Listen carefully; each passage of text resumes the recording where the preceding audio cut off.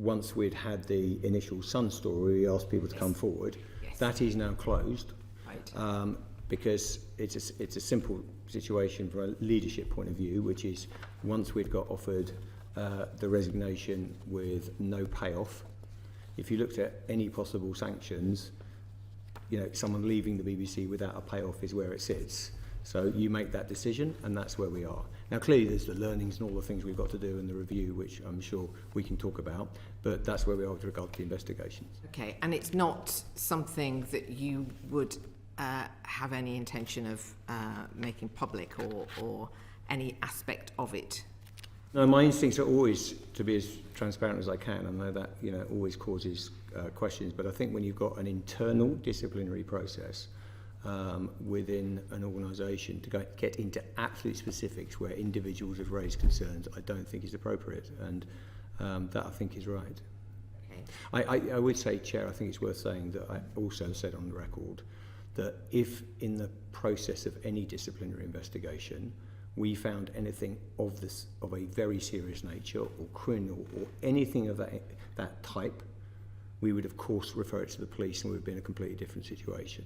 That is not what came through any of the work we did. Okay. Okay. So anything that we clearly got things progressing outside the workplace, but we're very clear with regard to where we are within the workplace. Okay, which neatly takes me to my next question, which is sort of at the point at which last November, when you were informed confidentially by the police of Mr. Edwards' arrest, you took the decision then not to take any further action against him, and I know you're on the record as saying that you were committed to take action if he was charged whilst he remained an employee.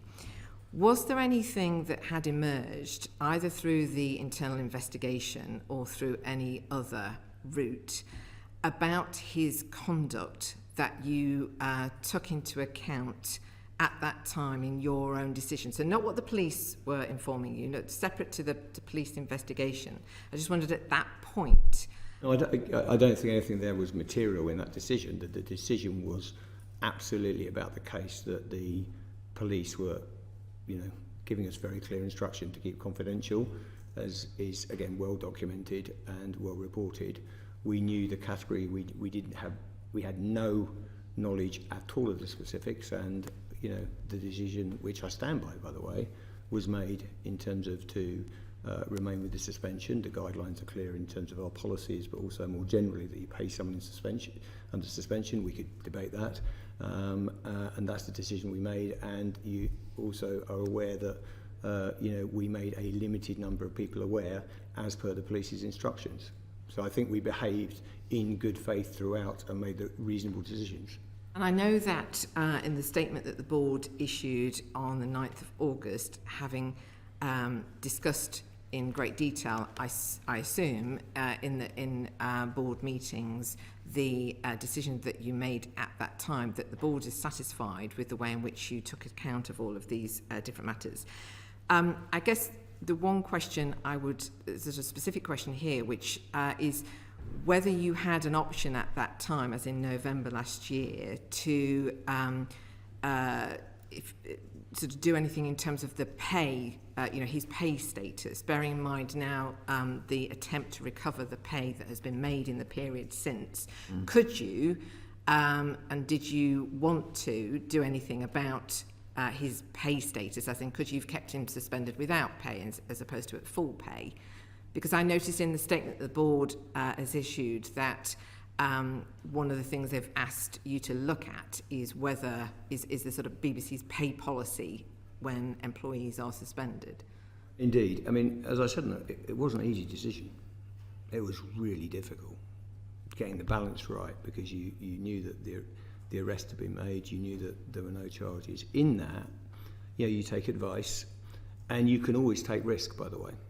You can take risk in these situations and go against your policies. Being blunt, you can take the risk. There might be legal risks in that. There also might be significant welfare risks, because you've also got vulnerable individuals And, you know, obviously your primary thoughts are people who are impacted, but also you've got people who are accused at that point, and you don't know whether they're going to result in charges. So you have a lot of unknowns at that point. If you look at, I mean, I even looked at the gov.uk guidelines on employee rights during suspension, and the standard practice is to pay. Now, you know, this affair has not been easy for any of us at the BBC, and particularly for those people who have been impacted. But I think it's absolutely right to look back and reflect and say, what are the learnings here?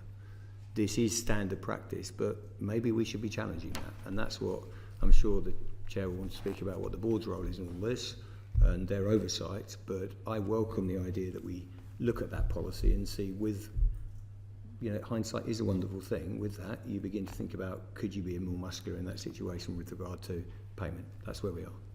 Okay.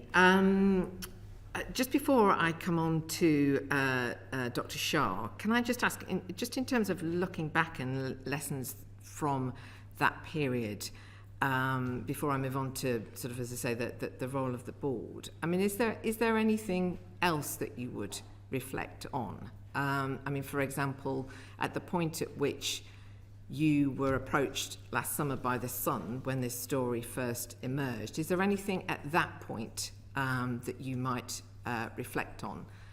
Thinking about sort of whether or not, there was a... when these kind of scandals are brought to you, how much how much of this do you perceive as an institutional attack versus an inquiry about something which is a serious issue to do with one of your employees? I've always taken I've leant towards the latter, Chair, okay, because I always think, you know, the press will have an agenda, but at the end of the day, I think you need to deal with things seriously, and the people affected in this. So I don't get, being very open about it, I don't get too bent out of shape by the press going at it. I'm interested in whether the BBC did the right thing, and if we did the right thing and we're acting calmly and in good faith within the right, you know, then that's what my job is. I think throughout the affair we have acted in good faith, and I think we've tried to make, you know, sensible calls with the right judgment throughout. I think there are inevitably, in answer to your question, do I reflect? Of course I reflect. These are difficult things for an institution, and I think it's really important we reflect. There are some specifics. So we have done a review of non-editorial complaints, and when there's various ways in which you can come into the BBC, whether you've got someone just turning up at a reception or ringing in a line, is that coordinated? Has it? And we did a review with, as you know, with Deloitte on what's called non-editorial complaints, which is when just someone comes with an issue that isn't related to our output. We've done an enormous amount of work on that, and there are some learnings in terms of joining up the BBC. We can get into some really gritty specifics on what we've done on that. So there has been some learnings on that. The second is the areas we've talked about in terms of some of the ins and outs of this. I think our policies are fit for purpose, but there's things you reflect on, like the debate we've just been having around payment. And then we can talk about the board. There's clearly this ongoing question, which I think this industry continually needs to work on, and I believe we've made massive progress here. This idea of power in the workplace, and just, are we in the right place on that? And just, that will be, to change culture, and there's many people around the room who've done this takes time, and I think you reflect on how far you've come on that journey. And how much progress you've made. So yeah, there's lots of reflection. Okay. I'm sure, Dr. Shaw, you might want to refer to the review that was also announced in the statement that the board issued in August about this review on the sort of balance of power. But could I ask more specifically about reflecting on the role of the board in this situation? Both during the time since you've been as chair, and I realise that this started before you arrived, but are you satisfied with the visibility of the board in handling a crisis such as this?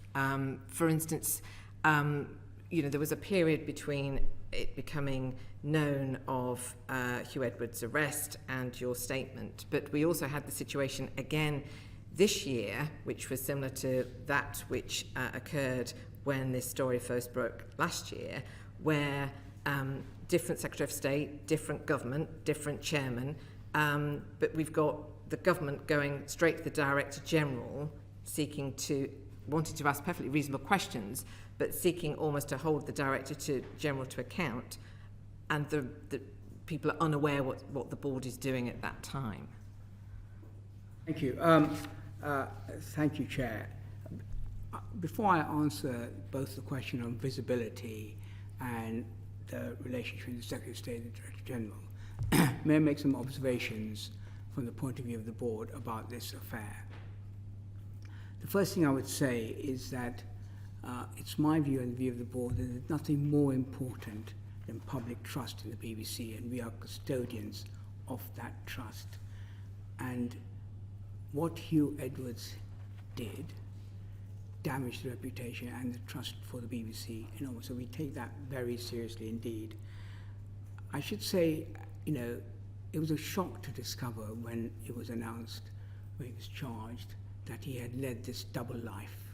On the face of it, a trusted news presenter, but hidden secretly, he was this figure who did the most appalling things. I mean, let's not forget the victims of this. Those are the children in those pictures.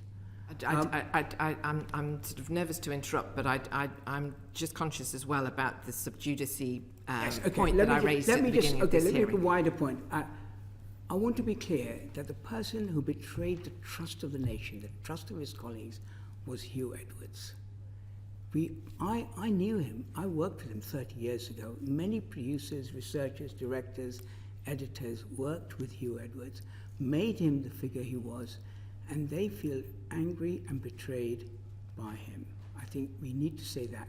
I also want to say from the board point of view, as you know, on the day he had pleaded guilty, I asked him and his team to give me an account of the decisions they took in the course of that year.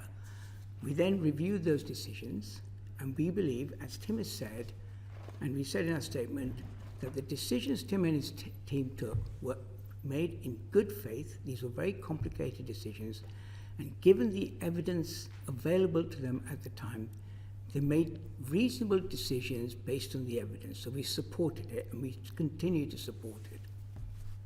That's not to say, as Tim said, there aren't lessons to be learned, and Tim has already identified a few. Let me, I could take you through the timeline, but let me talk to you about the visibility. Yes, because I think, obviously in the interest of time, I mean, what the critical thing is, as you make clear in the statement, we know that you're satisfied, but it's that everybody else was unaware. Let me just take you through the process, how long it took. It was I have a timeline here, on the 31st of July, a Wednesday, when Huw Edwards pleaded guilty. That afternoon, I invited the executive to write a note to the board. The board met, and we met a couple of times. We had a couple of notes. We went through in great detail. We went through the board, and we decided that we supported the decisions taken by Tim and his team, but we also felt there was a genuine issue here about the abuse of power, and it was worth examining that. We've done it many times. We can talk about the many reviews we've had, but abuse of power is not limited to the BBC. It's not a thing that's ever done. It's constantly a problem, and we need to constantly be vigilant about it. I can talk more about the terms of reference and to it. Now, from the moment of the pleading of guilty on the Wednesday to the board agreed statement, which was Thursday night, the following Thursday night, was produced on Friday morning. In my view, that's not a long time. We had to take a lot of evidence. I had to talk to all the board members individually, what their thought was. We had 2 board meetings. We had Tim and his team writing 2 deep papers about it. Seems to me to take 7 days to come up with a statement is not bad going. So I don't really agree with you that we were slow on this. I could take you in detail every single step. I don't think it's so much that I'm questioning the length of time that the board took in order to discharge its responsibilities. The question I'm getting to is the visibility and the transparency of the role of the board in holding the Director General to account and the Secretary of State stepping in the absence, it seems to the public, of anybody else holding the Director General to account. And because I'm conscious of time and because we've got so much else to get to, I just wondered if you could give us your view as to whether you might seek to be on more the visibility, transparent. The board statement was a public document about what we felt about the actions Tim Davey and his team have taken and what we were going to do in forward. The Secretary of State conversation, I don't think it's right to present it as holding him to account. The Secretary of State is free to call whoever she would like to do. I think if the conversation is about information, I don't have a problem about that. It's relaxed. I don't think it's about accountability. Tim, and I understand what accountability is. Tim is accountable to me. But if the Secretary of State wants to know what's going on, I'm perfectly relaxed with conversations that may take place. But we need to be clear where accountability is. And Tim's accountability is to the chair and the board. And I think that was clear. And what the conversation that took place, remember, it was reported as summons. That was a press thing. It wasn't actually. Tim ended up having a phone call conversation about what's going on. As I said, Tim often speaks to the Secretary of State, and that's fine, as long as we know what it's about. It's about information and about what's going, but not about holding somebody to account. It's my job to hold the Director General to account. I think that's clear. Okay, thank you. I guess what the point that I'm trying to sort of make here is that the role of the chair and the board is also to uphold, I think as is made clear in the statement that you issued, the public trust and confidence in the BBC, and the visibility of that being, it's where accountability to the licence fee payers sits at a time like this, and that's the that's the critical sort of point, really. But I mean, you've answered the question. And if there's anything more particularly that you wanted to say on accountability to licence fee payers and the role of the board in these sort of situations that we haven't had a chance to cover, and you want to come back to me or follow up in writing, I'm very happy to do that. I just want to ask one further question, which is around the BBC archive in relation to Huw Edwards. And what I understand from reports that there have been some steps taken already to deal with some footage. I just wonder if you could just give to Mr. Davey, if you could just give us a sense of how you are handling this. What is the approach going to be?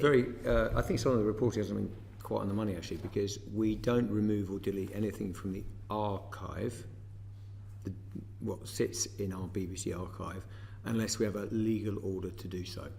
That's a technicality, and we haven't. I don't think we've got on at this point, so it sits in the archive.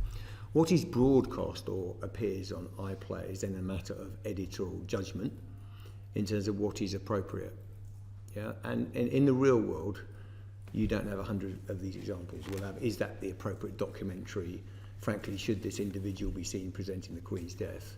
All we do is, in these sensitive cases, make sure that that's got the right level of oversight and act in a common sense way. That is what we are doing. So there's no wholesale banning. We're not sitting in the archive deleting files of individuals. Those remain in the archive, but I think it's absolutely appropriate when someone's been involved in a case like this, which is active, so we should be careful, but we make decisions based on that. And of course, we've just got we're not trying to, the BBC is about, it stands for everything that isn't censorship. So I think my instinct is where there's editorial justification, even when that's uncomfortable, some of this footage may emerge, but it's got to be in the right situation. We've got good experience of that, Chair, in terms of various affairs through the past and also public events. So that's where we are. Okay, so any concerns that have been expressed by people that some of these very, very important historic events that have involved Huw Edwards are not going to be somehow digitally altered in a way that would be unacceptable? I haven't got around to a proposal for digital alteration, Chair. I've just simply... Whatever the case may be. Sitting in the archive and making judgments, common sense judgment based on the editorial occasion that arises. Okay. All right. This is a subject which we could pursue at great length, which I'm sure the CMS Select Committee in the Commons will probably wish to do so once they are formed and able to take evidence. We will at this point move to the other areas of questioning that we want to pursue, which I said at the beginning relates very much to the inquiry report we published a couple of years ago and how things have developed. And you know, in that as well, I mean, we're asking a lot of our questions from the perspective as well of ensuring that the BBC is operating in a way which is to the satisfaction of all licence fee payers. So there may be things in response to some of the other questions that we put to you, Dr. Shaw, that you might want to come back on some of that theme in terms of, you know, actually addressing licence fee payer issues. But I will ask the Lord Bishop to get us going. Thank you. We're going to look at revenue and the impact of falling revenue. It's very clear from the stats around that BBC revenue faces long-term decline. Doesn't look like a blip as the number of licence fee payers continues to fall, for example. How are you responding to this in the short and medium and long term? And does this in any way affect the viability of the ambitions that you set out in the BBC for the Future strategy? Lord Bishop, thank you for that question. I will come back to Tim when we talk about the short-term response to the decline in licence fee. I think that issue speaks to a wider point about the future funding model of the BBC and what that should be. And if you allow me, Chair, just to make a couple of opening statements about that, and about this, because this is the first time I've spoken in public, I'd like to make the point that, in my view, the BBC has an enormously important role to play in the social and cultural life of this country. It does come in for a lot of flack, and sometimes that's well merited, but it is undeniably a force for good, and it faces formidable challenges in the changing media landscape. The BBC is worth fighting for, and what Tim said, laid out, seems to be one of its core points. What is its purpose? And I'm very clear that in this world of misinformation and fake information, the BBC's commitment to impartial journalism is incredibly important. In this world where global streamers are making programs for a global audience, the BBC's desire to make programs that reflect the lives of people of this country is also very important. And finally, in a fragmented society, the BBC's role as an instrument of social cohesion is also, those three things are what make the BBC unique and special and worth fighting for. To be able to do that, to your point, Lord Bishop, we need a funding model that enables us to deliver that vision in the long term. Now, there are many funding models, and there are many aspects to it. The way I perceive both in terms of strategic intent of the BBC is to see the extent to which we can strengthen the independence of the BBC. I look at the licence fee and its adaptation or its change through that lens as much as all the other ones about progression, as well as, and we may come to it later, about charter renewal. What matters most of all is the independence of the BBC. Now, any new funding model needs to ensure that we remain independent. And may I just say that the licence fee, which has many difficulties as we know, I know in my experience looking at it, that the licence fee has been vulnerable to actions by the government, particularly the Chancellor, to impose on the BBC duties that just basically take money away from making content. Most egregiously, the World Service, which, in a stroke of a pen, with no democratic accountability, no reference to Parliament, no reference to people, we suddenly had to find 300 million, which came out of the licence fee. We need to find a settlement of a future funding model that ensures we are independent of that kind of action. Now, I think we do need to be accountable, and we can come to the kind of accountability we need, but I do believe independence, we should think about the funding model in terms of independence. And in terms of short term and the decline of the licence fee, Tim had some very good data on how to deal with it. We'll come to Tim in a moment, but I just want to press home. I think what you've given us is, if you like, a philosophical defence of the the BBC, but the question is about how are you responding to the long-term decline. Now, saying we need new funding models, I think is pretty obvious. We all agree with that. But what are you looking at? Well, I don't take the counsel of despair that we're lost in this world. As I said, the articulation of what the BBC is for gives it a purpose. And we need a funding model that enables us to deliver that purpose.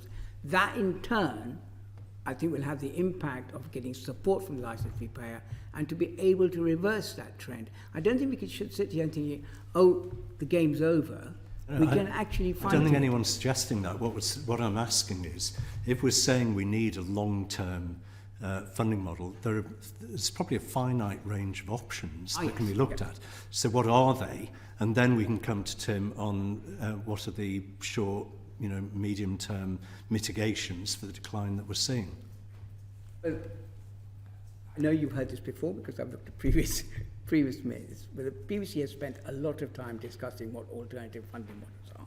There's some that we have, as it were, ruled out, and indeed the end of report said a subscription model doesn't work in terms of public service. I'm talking about public service funding. I don't think the advertising model works either. So we are looking at different versions of a universal fee. Now, there are lots of different iterations of that. I know there's been some discussion here about a two-tier one where you have for public service. The board has not discussed this or made a decision. My personal view about it is I'm skeptical of a core and a service and then an additional, because that feels to me a bit like a subscription service and it'll have all the difficulties Enders has reported about subscription service. But I think we do need a fee. I mean, there are many options and we're still discussing it, whether it's a household tax or it's any other form of universal things. But the principles are clear, and I think which is its universality. And I know I don't want to get into a great discussion about universality, but I'm clear what I mean by it, which is that it should be paid for by the British public at large. We belong to the British public, and we should have content that provides value to every single licence fee payer there is. Okay, can we come to Tim? Does that help? Should I? Yeah. I very much welcome the question because I think the risks are very high across the industry. And the amount of change we're going through means that every traditional revenue model is, some are borderline crisis, some are crisis. The BBC will be flat in revenue terms, licence fee income this year. So we're not in free fall, but we've got some erosion. You're going to get that with this level of competition. And to say that is, the wry smile I often have is, does the BBC and the top BBC team understand this? We're spending all our time thinking about how we give value to audiences on that money. What are the long-term revenue models?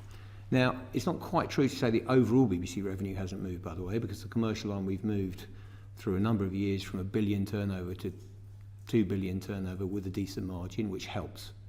But it doesn't get you there. And your question is very well put, because you can push the commercial arm further. It is extremely helpful. But we're facing trillion-dollar companies. So what is the answer? The first is to know what you stand for and not try and do all things. Now, that doesn't mean you're not operating in all genres, but what I was trying to do in the speech earlier this year, so we are really focusing on these points of difference. Home to 99% of what the BBC makes is in the UK. That's different. For all our battles, impartial news, which we believe we deliver. We're not perfect, but we delivered it, and the teams are doing a sensational job on that through the election. We absolutely need to fight for that. How are we coping in the short term was your question. And by the way, it's worth saying, the BBC has had £1 billion taken out of it over the last decade plus. We haven't kept flat. We haven't kept flat funding. We've taken out £1 billion and we still remain at about 3.7 billion. So we've really disinvested in our public service broadcaster. Now, I happen to think the ways you addressed the issue you're talking about, and being provocative, it's not rocket science. We just had a fantastic July, by the way, in broadcasting terms. I know you may not feel the BBC is having the easiest of weeks at times, but actually when you take the Olympics, you take some of the dramas, Blue Light, Sherwood, all these things coming along, our numbers are very good. in the election, and I'm sure we'll talk about it because I know the chair's passionate about underserved audiences. We have really, really pushed hard. So the answer to your question is, one is we've taken as much cost as we can out that isn't delivering for audiences. And that's been brutal.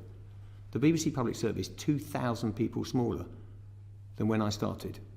But it's still delivering 80% plus a week and nearly universal reach in a month. So we're defying gravity on that. The second strategy is to hire the best people, which is sensitive. But I know that sounds soft, but it's not. Because if you've got the best drama picker in the business and you're able to hire them from Netflix because the BBC is special, then you deliver performance. Yeah.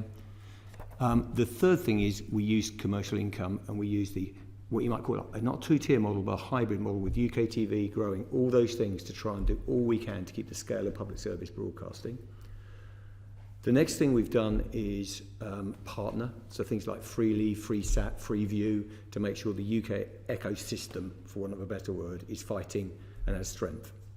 Going forward, we will need reform.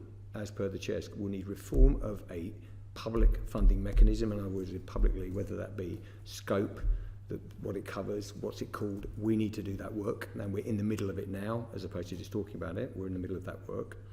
The second thing is, I just want to emphasise, because I think this committee is incredibly important in this area, is the media bill said that public service broadcasters get appropriate prominence on digital platforms. If we don't know what that is and get that secured fast, we are going to not just put the BBC in jeopardy, but others as well. And remember, we've had the benefit, and we've chosen it as a society to put the 101 programme, 102, 103, those channel guides. At the moment, we are doing extremely well in digital and keeping relevant. We've had a fantastic summer for iPlayer, but there's a lot of risk. There's a lot of risk. I think colleagues wait. Thank you. We've got quite a lot of colleagues who want to come in on this area. Can I start with Lord Hall? Yeah, I should declare an interest. I've worked with both the Chair and the Director General, and worked very well with both as well. Might I say I've got form, yes, or we've got form. It's a question which may therefore sound a bit arcane, but I don't think it is. Samir started off by talking about the importance of independence of the BBC. Spot on. One thing which happens in the case of this charter, 11 years, but it could be 4 years or 3 years or 5 years or whatever, is this charter renewal comes up, which is a time when the BBC, bluntly, is vulnerable. Would you be better off in taking the next 2.5 years up to 27 in, rather than saying we want a charter, we want to be established, say, like Channel 4?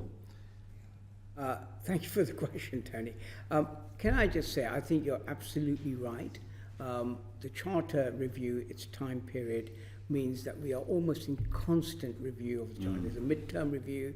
We're constantly in this, I think, not very comfortable relationship with the government over charter, and it undermines and threatens our independence. I would absolutely welcome an exploration, or how can I put it, constitutional innovation when it comes to the relationship between the BBC and the government. That innovation could take the form of a new act. It has its pros and cons. There are other ways. I was told, that we are unique in having a royal charter. There are thousands of organisations. The Institute directors called it strange that we have a time period. Most have perpetual charters. Because we have a time period, we're forever in this dance with the government. So I think we should think about whether we should change the charter and remove the time period. Maybe we'll have to change the nature of it and make it more about core principles and have a framework agreement sitting underneath it. That may be more very. But I do think, Lord Hall, that thinking about the constitutional arrangement is very important. I think it's central to securing and strengthening the independence of the BBC. I can go slightly into more detail if you like, but I do think there's been a lot of discussion about the appointments to the board. I really share that view. I have a board of 14 execs and non-execs. Of the 10 non-execs, 5, including me, are appointed by the government. I'm not sure that's the right balance, and I think we should think again about it. Again, as I said earlier, the important thing about any constitutional innovation, it should strengthen the independence of the BBC. That is the heart of our reputation here and across the world. And I think that reputation has been damaged in the recent years as a result of the nature of the relationship and the leverage the government of the day has over the BBC. And we should try this time round to try and reduce that leverage and make our accountability to do with the public, the licence fee payer, which I think is partly what the mutualisation idea is about. Can the BBC be more, can the public be more directly involved and hold the BBC to account? And I think that's a good idea, and I certainly welcome an idea of dialing that up whilst we dial down the relationship with the government of the day and the BBC. Just a brief question, a brief answer if you wouldn't mind. Some arts institutions, the government decides this is the person we want to chair. Some, the boards decide. Would one bit of independence or greater independence of the BBC be the board to decide who's chair? Yes. Their people among Yes, them. would be. Thank you. Okay, I've got a lot of colleagues wanting to come in. I'm afraid not everybody will be able to, but I will allow Lord McNally to ask his supplementary question. You mentioned the World Service. Yes. I know the Director General that was responsible. I was a minister of the government that fobbed the cost of the World Service onto the BBC. Perhaps it's a question to when we get ministers before us, but do you think that it would be better and fairer, given that the World Service isn't just a broadcasting organisation, but one of the most powerful soft power organisations that we have, Yes. that you should be removed that I appreciate responsibility? your term fobbed off. I think that's correct. I think it's essentially unfair that the licence fee payer pays for a service that is to the government. But also, the World Service is an incredibly important instrument of soft power for the BBC. And being part of the licence fee, it has to take the cuts that the rest of the licence fee does. And that's not good either. And, you know, my home country is India, where I was born. The World Service is incredibly important all over the world. It's very important for the BBC, and it should be properly funded, and it shouldn't be dependent on the actions that we correctly take over the public service. And therefore, I do think maybe Tim would like to add about. I said publicly in March, interestingly, that I haven't had any pushback, which is I totally agree with the chair. This should not be funded by the licence fee. I mean, also, I am understandably and appropriately under pressure on very limited resources to make sure every household and every flat in the UK, every house gets that value. And they are doing they're related, and there's definitely huge benefits for the UK news organisation to have the World Service. But if you take a language service, they do different things, and we should absolutely be funding that as the UK. The scary thing is that China, Russia, Turkey, the numbers are astronomical. The investment they're pouring into disinformation is very significant. At the moment, as we speak, there are real issues at play because we have a request into FCDO for a bit more money to see the wolf from the door next year, because the government puts in 104 million rand, we put in 250 of the licence fee.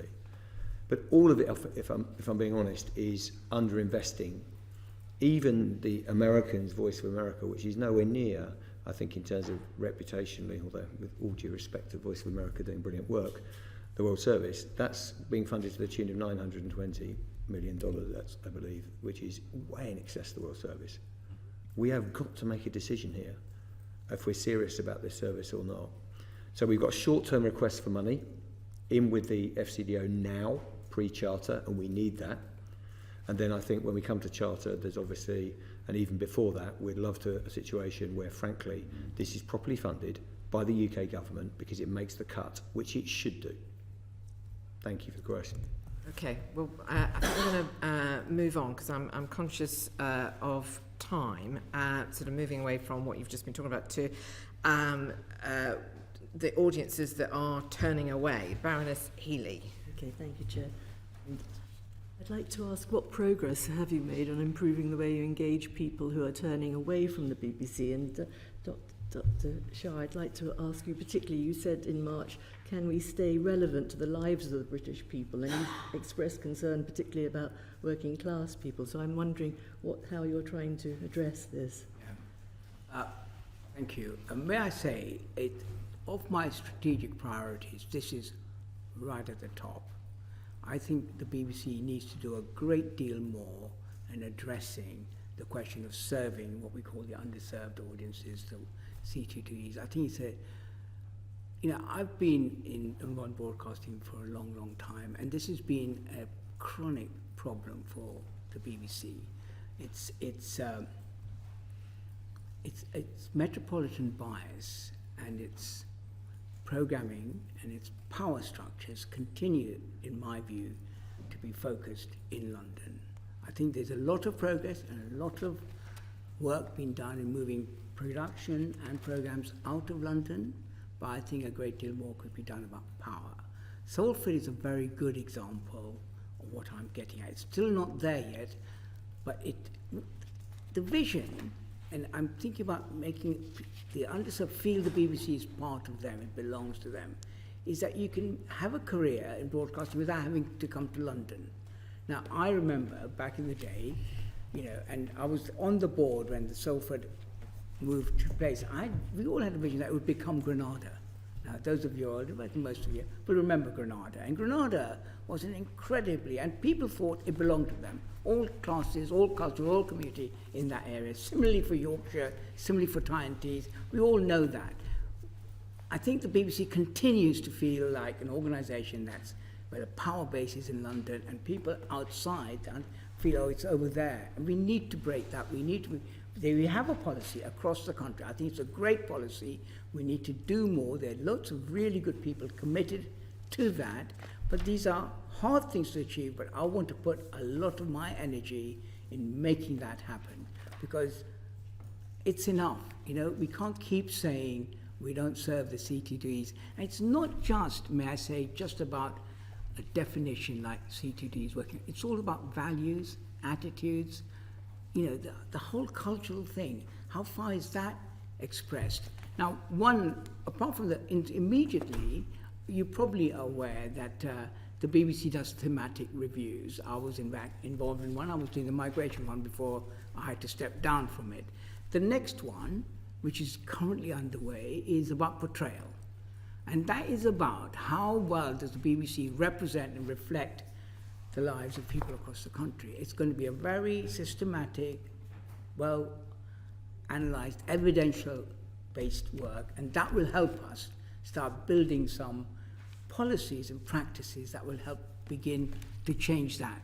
But I do think the bottom line is to move the power out of London and to try and create these hubs where people living wherever, whether you're born in Truro or you're born in Middlesbrough, you can achieve in broadcasting without having to come to London to do it. That's a big, big task, but I would like to make real progress in that over the next few years. If I may, we're really pushing on this, and as you can hear, I'm being pushed harder, and I think it's absolutely right. We've now 63 of 92 network TV commissioners are now working outside London. Big change. Yeah, so this is what we've got to do. We've got to change, and I think the chair's challenge is absolutely spot on. But if you look at the drama we deliver, you can see a real push. Yeah. In the elections, having things like local correspondence on the main news bulletins, all this is helping. And by the way, 84% on an average week across 23-24, 84% of C2DEs came to the BBC. So look, we've got, and I absolutely am not in auto defence here. I think we've got real challenges with some groups.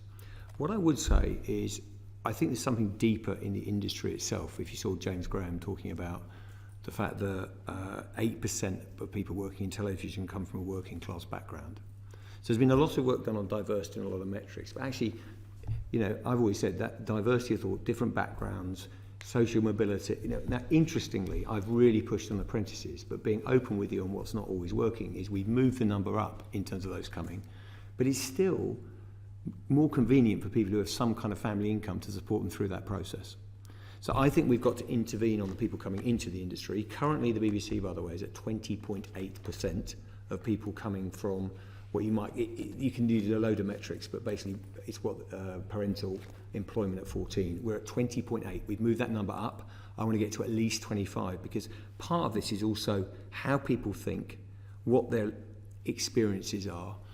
And I think that, as well as the geographic point, is important for us at the BBC. I'm a bit more worried about the latter in some ways, because I can move people out, but actually you don't want to just arrive in an area and get the same, if I dare say, I'm in dangerous territory, but same type of people in terms of social demographics arriving in an office in Cardiff. And I think that's one thing I think we really have to motor on. Can I ask you, Mr. Davey, I mean, how are you prioritising spending to meet the diverging demands of the different audience groups, especially the young, as they're moving away from we're watching this like a hawk in terms of what groups and what programmes deliver to what audiences. And I think, interesting, when it comes back to the budget question, is I think absolutely you have some services like Radio 1 that are more youth-focused. But I have to say, what's really working is the sweet spot of taking your core activity, whether that be an entertainment program like Race Across the World, or you take the election and you say, I'm doing simple explainers. 47% of 18 to 24s claim to have consumed coverage of the general election results on social media. It's reshaping, so not diminishing standards, so you're into that whole dumbing down discussion. I'm not talking about that. But I'm talking about, we've got massive uptake among young audiences of simple explanations of manifestos. People are desperate for this. So I think it's reshaping our output at the core, rather than just saying, oh, we're going to do something cool on the side, which I think actually is not the essence of this. It's making sure the news of itself, the 6:30 news has always been brilliant at this regionally, where you've got a different tone of voice. And I think that's what we've got to do more of. And that is a big challenge in terms of how we take things forward. It's also very sensitive, because some people want to stick with what's there in tone and content.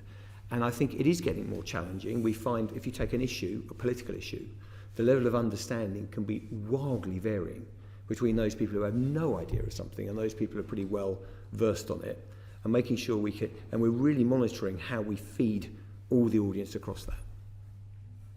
Okay, thank you. I know Baroness Whitcroft had a supplementary, but I would just say that I think some of what you're raising also connects to the questions that are going to be coming up about local news in terms of how that relates to hubs and what have you. But can I just check whether Baroness Whitcroft is happy to take it then, or whether you want to ask it now? Very quick one. I would like to ask it now, if I may, Chair. Given the resources that you have to work out how to spend them. Some of us are concerned that news, and particularly news investigations, are going to be the victim. And I just wonder whether you could say how important you think national news and investigative news are. And I suppose Newsnight is something. Well, they're the very centre of the BBC. And, we've put more investigative capability into local regions, for instance, now, and doing more work there. I think it's a justifiable concern, which is when we had investigative teams sitting with Newsnight. We don't want, just to reassure, we do not want to downgrade our investigative capability as a BBC. It's essential. I think we've had a good recent period in terms of a number of investigations. That is our central and core to the BBC, along with network news. I think there's just an organisational question about how much is attached to Newsnight, and there are pros and cons with that. You're attached to a linear slot to a degree. Newsnight has done some fabulous stuff. I mean, Birmingham Health Trust, that I could go on, but that it's been slightly different to some of the other investigative journalism. We're very sensitive to that and we want to protect it. But the short answer to your question is, under my tenure, we absolutely want to be leading the market in terms of investigative journalism. That does not necessarily mean that it's simply about the number of hours of programming you do. It's the quality of the journalism and making sure we've got the resources. But remember the earlier question. We've had 30% stripped out our budget. So you cannot do everything. And we've got to make some choices around quality over quantity sometimes, which is difficult. Thank you. Thank you, Chair. We're sort of sticking on the theme of news as we move to election coverage, and I'm going to go to Baroness Harding. Thank you, Chair.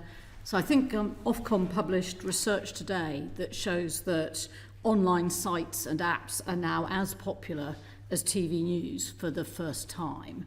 So I'm interested in, firstly, looking back, how did you address the challenge of serving an increasingly fragmented audience in the general election, and what did you learn from it?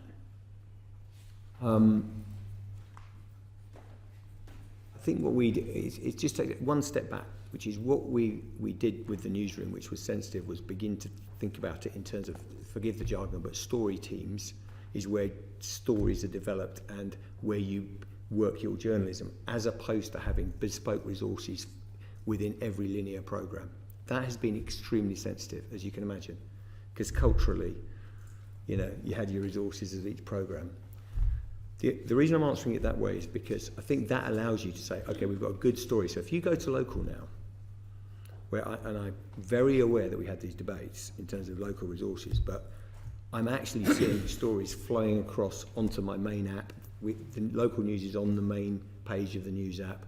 So we've moved our newsroom so that it is far less agnostic in terms of where it appears and how the story is formed. In the election, we also tested a number of formats on iPlayer. Some worked, some didn't, by the way, interestingly. So you can now see on iPlayer the newsreel. iPlayer's had a fantastic. And we're beginning to learn what works on iPlayer, because not everyone, and I say it with somewhat heavy heart, is going to get at 10 o'clock and sit for half an hour and watch the news. So the good news is we've seen very good numbers for the election. We have seen some decline in linear, to be very open. You can't avoid that. But actually, in terms of the online usage, that's really, really developing fast for us. The encouraging thing as well is, and it's difficult in measurement terms, this, because there's obviously the attribution question, which you're well aware of, which is once we're on TikTok and we're on Instagram, we want to bring people into the BBC as well. But we are definitely going out there. And I said, we were, you know, in online, we were the biggest news source for in the election by some distance across all providers, everything in online. So we've just been reshaping the output without affecting the quality. In fact, trying to take it up with things like Verify. Verify is a fantastic lead through to my next question. You referenced earlier with regard to the state actors' misinformation and disinformation overseas. How much was the concerns, many of which, you know, we expressed here in this committee, about the potential risk of misinformation and disinformation in the election? How much was that an overblown concern, and how much was it real? I don't know. Sorry, I haven't seen any data that really breaks down how far that went. I think slightly encouragingly, what we do know is we had massive uptake and particular response to verifies that said, let me outline the basics here. What are the claims? And I think there's a number of levels to this. There's malicious state actors trying to affect an election, and I haven't seen reports on that, or I don't know there's also just general noise where people cannot understand, where they can't see the wood for the trees, they can't see. We had incredible numbers, particularly of 16 to 34s and younger, coming to basic explainers. And I think we're going to double down in that area, and we're learning how Verify works. We put, by the way, heavier, serious reporters, One X Newsnight, into Verify, and it made a difference. And the election, I thought we were really robust. The other thing critically, I think, that is important is we give voice to every legitimate party, and absolutely make sure everyone who should have a voice has a voice. And finally, relating to earlier questions, we had an initiative called Your Voice, Your Vote, which really was very popular in terms of putting people's concerns. I think we took it beyond that, general vox pop, if you know what I mean, to concerns on the ground, what was happening, and that really responded, really delivered. I'm not sure I'm answering your question directly, because I think we need to see a bit more data. And I think we need to come up for air on that question and say just how influenced the election was by these things. One of the things I would say more generally, by the way, is the value of an institution like the BBC, the Ofcom code, all the things we do with public service broadcasting. I think that leads to, an election which was properly conducted, politicians coming to debates, being proper interrogation, You know, it's a very, very rigorous and proper democratic process, and I think it was well delivered. Is there anything that you'll be doing differently in the run-up to the US election? There's probably numerous things that the news team are going, okay, if we do this is a random example, not true, by the way, so it's a weird thing to say, but I just don't, I was listening to them the other day and they said, look, on iPlayer, if you put it at this time length, it just doesn't work. People aren't getting to it. So it's, you know, this podcast format works particularly. It's all in that. It's how you get it right for an on-demand world. We're detailed learning. product design. It's detailed product design, which you know in terms of time length, clip length, all those things. I think there's tension that, because we need to make sure it's of the depth and quality, and I know the news team really believe in this, and you aren't falling into the trap of, there is no doubt the whole market, and I made this point in the speech, the commercial market, totally understandably, and I say with no blame here, has to go after those clicks in a way the BBC can be slightly more strategic in terms of, you know, you won't see us writing lots of headlines that are questions to get you to click into it. So I think we'll stick our ground on that. Final thing is, I think verifying fact-checking probably be very important in the US election. Yeah. If I may, one final question, Chair. Just one of the issues that came out of the general election was the accuracy of all the polls, or in fact the lack of accuracy of the polling. Do you think that all the focus on reporting of polls themselves risks affecting elections, and regardless of which party I think we probably all make an argument. That's why the BBC is very careful, and we don't lead with polls in that way. We refer to polls. We're very careful about it. So the answer to your question is, there are significant risks with chasing an individual poll, particularly in an individual poll. Yes. Thank you. Just one other question on this area before we move on. Just it's sort of back to BBC Verify in certain respects.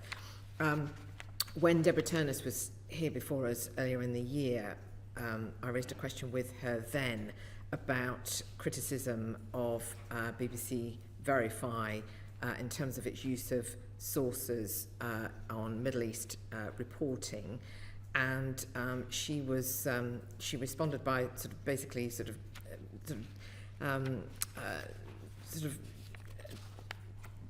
rather sort of dismissing it in a way that it was from a sort of, you know, typical type of critique, and we've had the reporting at the weekend about coverage of the Middle East. What I was just keen to understand is not to get into a discussion about the Middle East, but how is the BBC responding to these kind of challenges that it is receiving in terms of its reporting on the Middle East, regardless of which direction they are coming from? May I answer that? The Israel-Gaza story is a very, very complicated story, and there are very strong emotions on both sides. The first thing I'd say is our journalists out there are doing a really fine job. I should say that they work in very difficult circumstances in Gaza, and particularly because we don't have access to it. I chair the Editorial Guidelines and Standards Committee, and that is part of the process where complaints are discussed and talked about and addressed.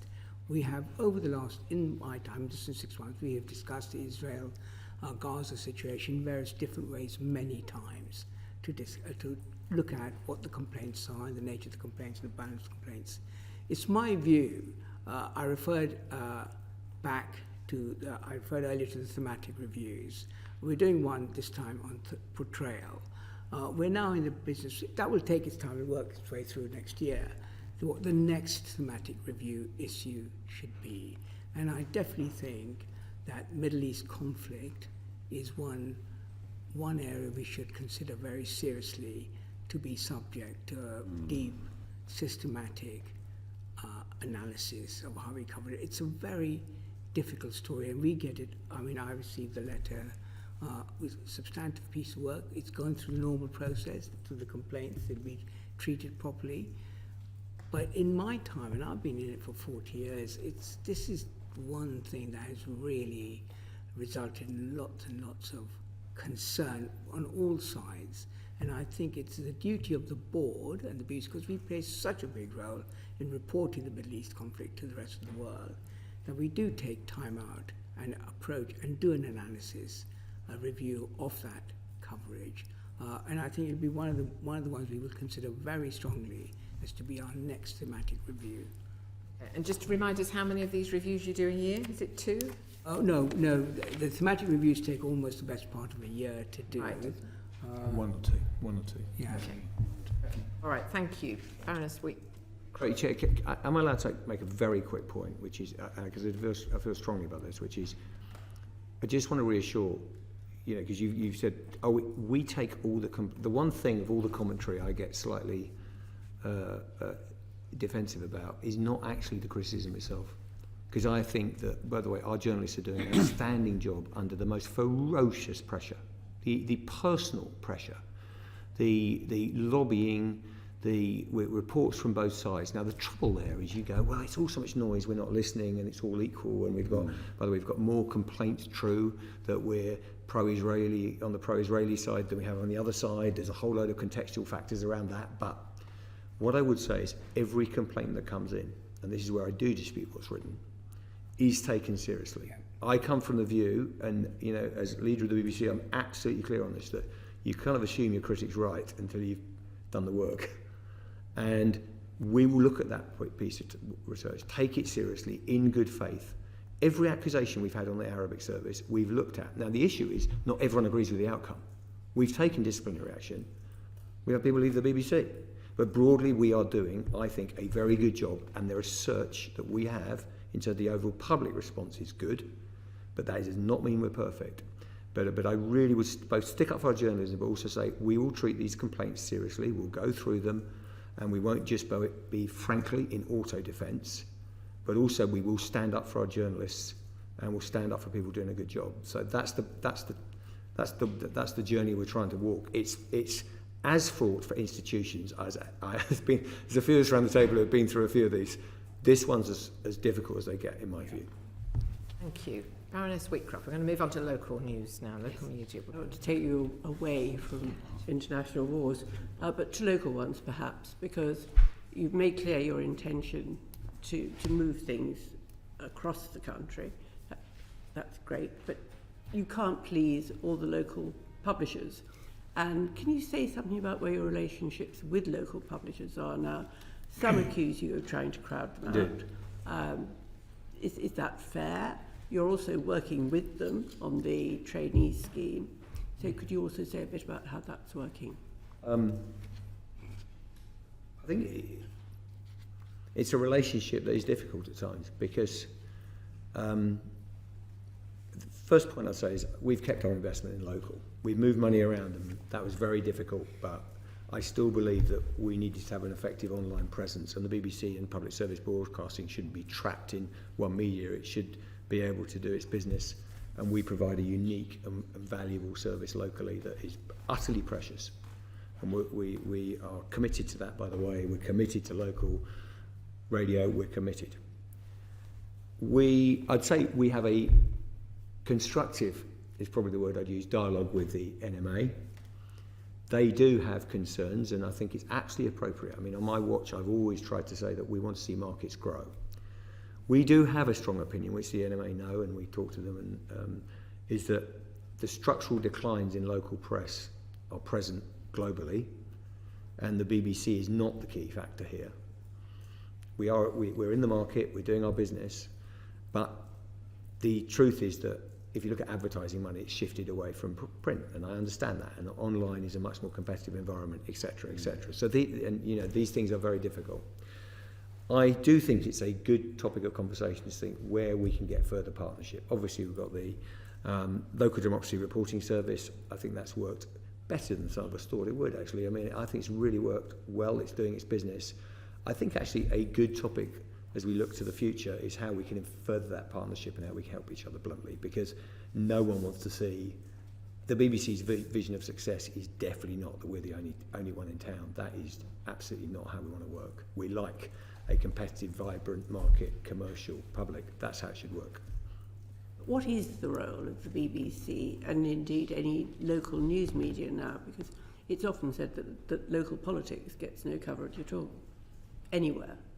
I mean, if you talk to if you go into any of our 39 local radio stations, or you go into, my local site here, you're getting quite a lot. You're getting some political coverage. What I think is difficult, and is really difficult for the commercial side, and they can speak for themselves, is having that coverage of, council meetings, and that's why the LDRS scheme is doing its work. Whether it's enough, whether it's big enough, could we do more of it, I think is a really good strategic question to address, because we've got to make sure that, I think is an incredibly important part of our democracy, that local politicians and local administrations are under the right scrutiny. I think the BBC's doing a great job on that, but it can't do it alone. How are you keeping older listeners? I think in terms of older listeners or older BBC, well, it's important that, because I think people often think move to online is an attempt to get youth. Yeah. If you look at over 60s, and I think it must be over 70, certainly over 60s are getting most of their news from online now. Yeah. So this is not simply lurching. We're doing our best with a flat budget in real terms. That's the answer to the question, which means if you're moving online, if you go to a local radio newsroom, it's worth a visit. And they're no longer local radio, I should say, they're local. And they are doing, we're putting reports onto radio that go onto the 6:30, which is precious to us, but they're going online. And that's how we've had to build a multimedia newsroom like any other media company or organisation. That has been very hard. What it's meant, because we've had such tight budgets, is what you've had to do is do less afternoon shows and all the things we've been through that have caused understandable angst. What we're trying to do is hold the listening while investing in online and pull that off. There are many that will be watching us as we do it. Thank you. Your story, you had a supplementary? Yes, I've always regarded local radio as a potential jewel in your crown. And we look at local news, and some might say that it's in terminal decline, and the BBC could be the last person standing. Commercial radio has almost got rid of the sort of news element, and local newspapers, their circulation is plummeting. So my question, Tim, is this. How does the BBC help towards invigorating local news, local democracy? You have local democracy reporters. It always seems a bit bizarre to me that you actually give those to those newspapers which really thrive on what we call clickbait journalism. But actually there are other players in the market, like, these small internet-based newspapers. I've got one here, The Post. Yeah. And they seem to be the only people, not even the BBC are doing this, who are doing in-depth investigations. And we're talking about, 4 or 5 journalists, paid, young journalists, properly paid.